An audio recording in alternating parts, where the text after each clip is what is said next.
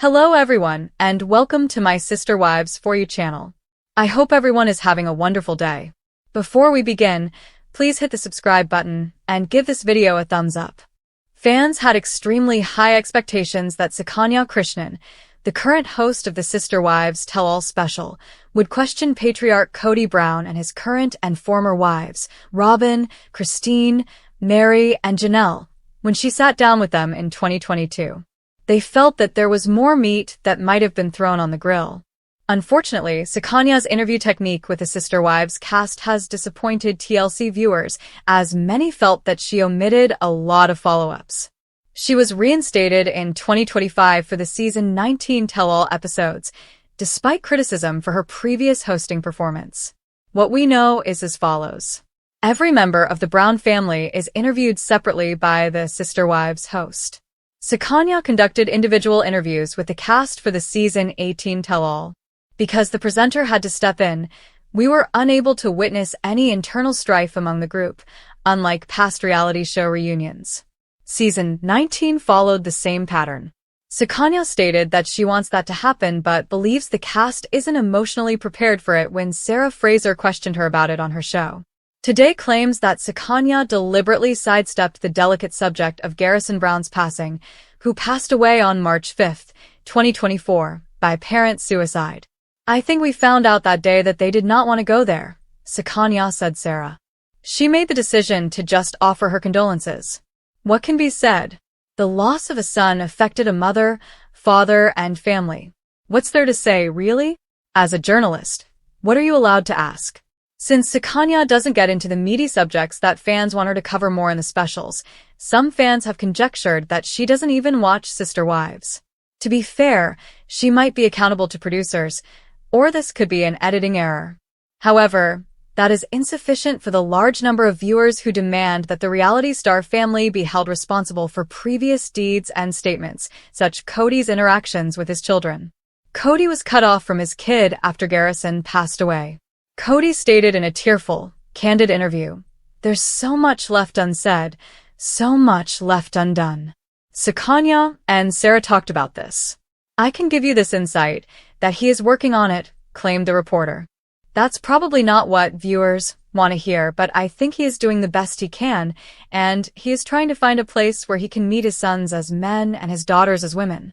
Some of the children," she added, "don't want to cope with it."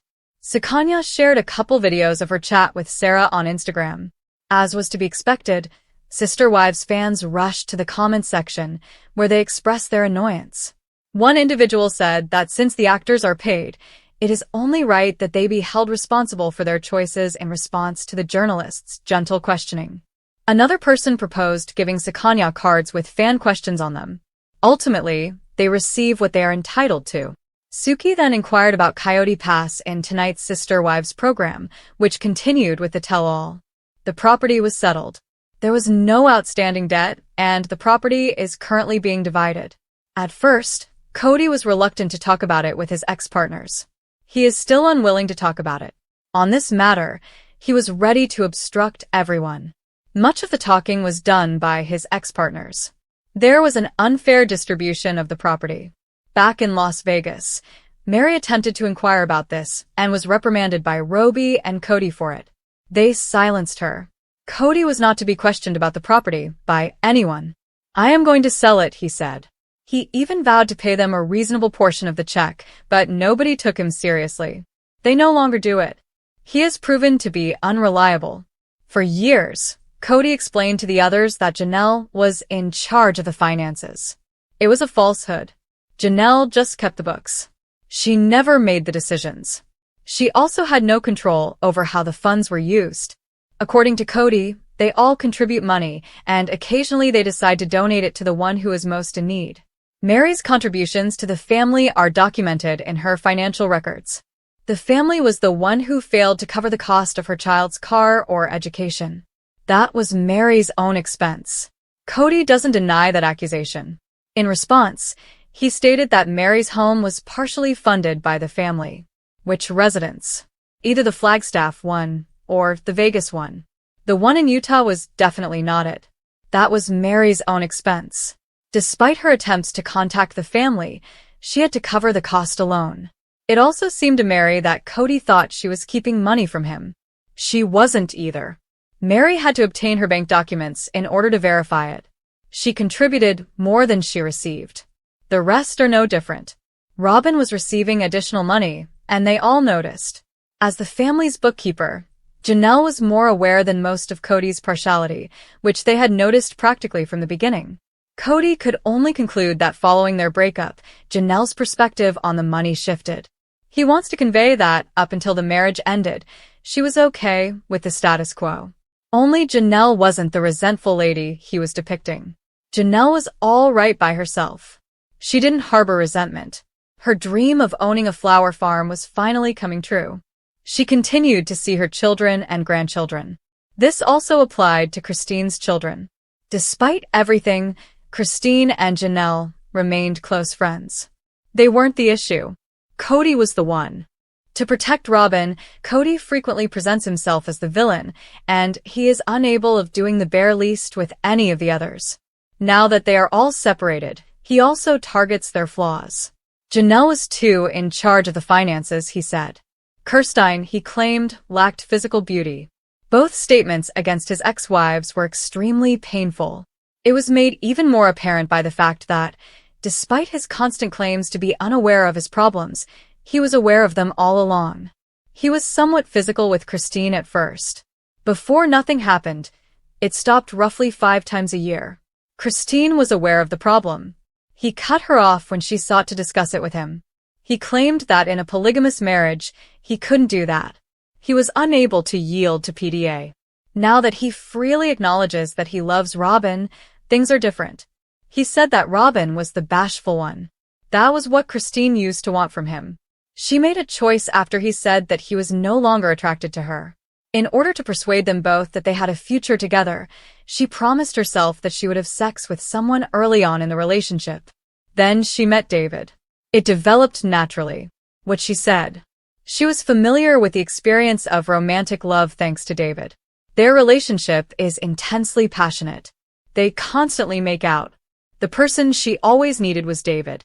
After Robyn joined the family, Kody stopped trying to be that person because he couldn't be that person. Kody and the other spouses used to be close. Meri and he used to make out. Janelle's mother requested that he pay closer attention to Janelle and her emotions. He only gave the others a kiss. Later on, this also stopped. Robyn knew that PDA was out when she joined the family. It was really awkward for a large family. Kody, who is now monogamous, allegedly got ejected from a family gathering when he attempted to display Robyn PDA. It happened at an event that he would not discuss, and that was not captured on camera. The termination of Robyn's friendship with Meri was another issue. Their accounts of what caused the breakup disagree. Meri claimed that despite her best efforts over the years, Robyn wasn't reciprocating. Meri didn't know how to be friends with her ex-husband's wife, Robyn said, but she tried. The person he publicly refers to as his genuine love. Robyn's story makes sense to Kody. Neither Meri nor the other ex-wives do. At the end, they all thought Robyn was playing with Meri.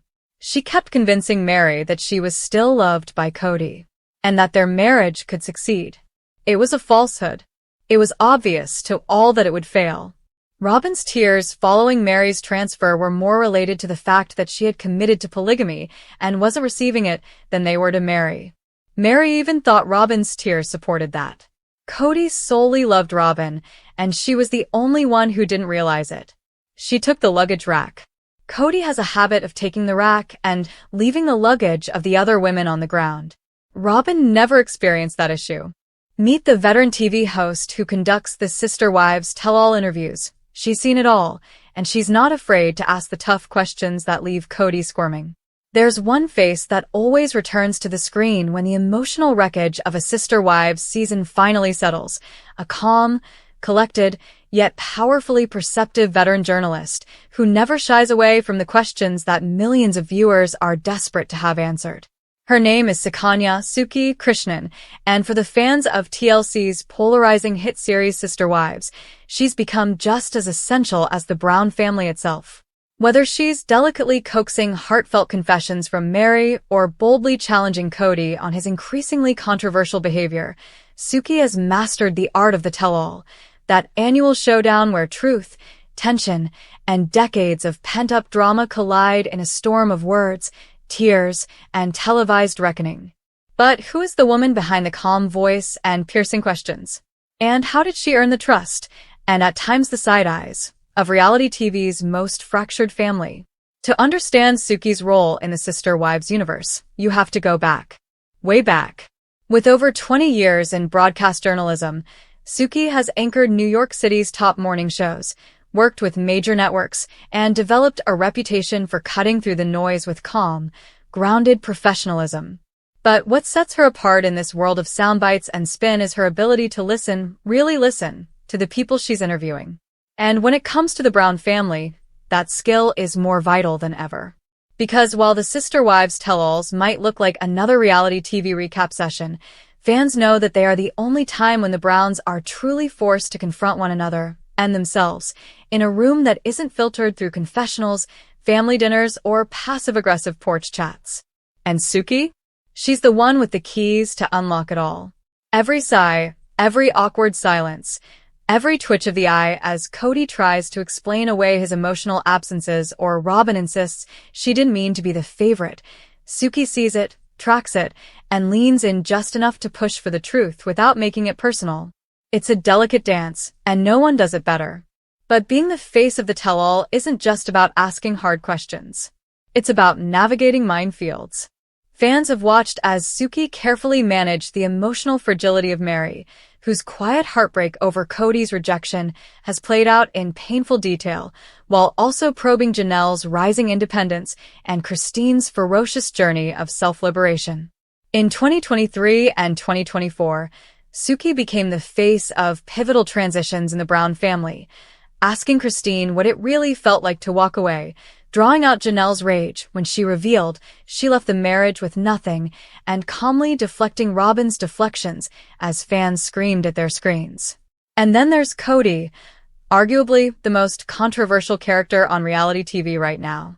As his family crumbled around him, Suki's questions got sharper. She held up the mirror. She gave him space to speak, but never space to escape accountability. Viewers noticed the shift. Suddenly, the tell-alls weren't just about recapping the season. They were interventions. They were the only place where the Browns couldn't edit the truth. And Suki? She sat at the center of it, composed and unshaken, the eye in the storm. But it hasn't been easy. The fandom is passionate, sometimes ruthlessly so, and Suki has faced her share of critiques. Some say she's too soft on Robyn. Others argue she doesn't push Kody hard enough. But Suki understands something fundamental that many don't. This family's pain is real, and on-camera collapse requires more than confrontation. It demands empathy, boundaries, and timing. And as someone with deep experience in hard news, from terrorism coverage to 9/11 anniversaries, Suki knows that truth doesn't always scream. Sometimes it whispers. And those whispers? They're the ones that crack the Brown family's carefully controlled narratives wide open. Behind the scenes, insiders say that Suki has developed a complex relationship with the cast. She isn't friends with them, but there's respect. Even when Kody bristles, even when Robyn retreats, they know she's fair. And that fairness, combined with an encyclopedic knowledge of the show's lore, gives her a credibility that no outsider could match. She remembers the little details. She recalls what was said 4 seasons ago and contrasts it with what's being said now. She isn't just asking, "How do you feel?" She's asking, "How do you still feel, and what changed?" And the Browns? They can't hide from that. In the latest tell-all segments, which aired amid one of the most explosive seasons in the show's history, Suki's role became even more pronounced. She was the one who dared to ask Robyn if she really wanted sister wives, despite all signs pointing to the contrary.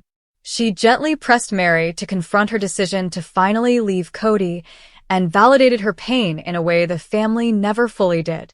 She guided Janelle through the messy contradictions of loving someone who doesn't fight for you and gave Christine the platform to bask in her joy, her new marriage, and her powerful rebirth. And with Kody? Oh, with Kody, it was a masterclass in patience. Suki let him vent. She let him squirm. But when he tried to weaponize pain, when he blamed the women for their own abandonment, Suki's subtle shift in tone said everything. She's heard the excuses before. The audience has too. And she gave him just enough rope to say what he needed to say, while letting viewers draw their own conclusions. But there's a deeper story here. Suki's presence in the tell-alls isn't just about her being a skilled journalist. It's about what she represents to the show's audience: clarity in chaos. A grounded, intelligent woman of color who refuses to be a spectacle in a space dominated by emotional turmoil. She holds the space. She contains it. And she commands it. And in doing so, she becomes more than a host. She becomes a mirror for the show's broader themes: control, accountability, love, and liberation. She's not playing therapist, and she's certainly not playing judge, but she's asking the questions that allow the Browns to confront themselves. And let's face it, after nearly 2 decades of secrets, betrayals, favorites, and fractures, the Brown family needs someone who won't look away. Someone who will sit in the tension and let it breathe. And Suki? She does just that. But off camera, she's also a reminder that real journalists can still shape reality TV. That ethics and empathy can exist in the same space as drama and ratings. That the tell-all isn't just a bonus episode, it's the soul of the show. And with every season, Suki peels back another layer, helping the world see that what's happening on Sister Wives isn't just entertainment, it's a sociological reckoning. It's the unraveling of a patriarchal ideal. It's the rise of women who are taught to be quiet finally finding their voices. And she's right there to capture the moment, question it, and elevate it.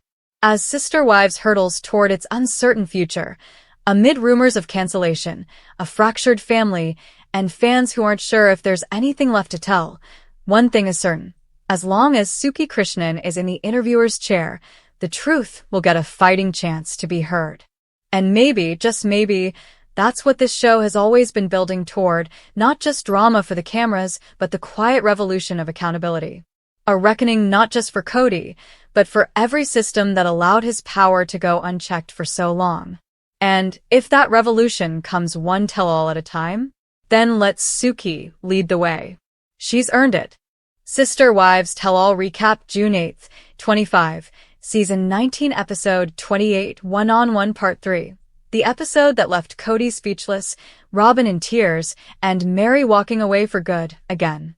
In the final explosive chapter of the Sister Wives Season 19 Tell-All, One-on-One Part 3, which aired June 8th, 2025, fans finally got the answers, emotions, and full-throttle confrontations they've been building up to all season, and let's be honest, it was everything, and so much more than anyone could have expected. The episode opened not with Kody Brown's usual bombastic energy, but with an eerie calm that could only be described as the quiet before the storm, the eye of a hurricane made of broken relationships, missed apologies, and revelations that landed like emotional grenades. Suki Krishnan, our calm, calculated, and effortlessly poised host, wasted no time diving into the questions fans have been screaming at their TVs about for months. And while Part 1 and 2 of the season's tell-all planted the seeds of honesty, betrayal, and awkward truths, Part 3 was where everything bloomed in full, painful color. Kody, for once, seemed more subdued, and that silence spoke volumes. Gone was the cocky, dismissive man who often deflected, redirected, or exploded when pushed. Instead, what fans saw was a man cornered by the consequences of his choices, unable to spin a new narrative when presented with video flashbacks, raw confessions from his wives, and emotional truths that could no longer be ignored.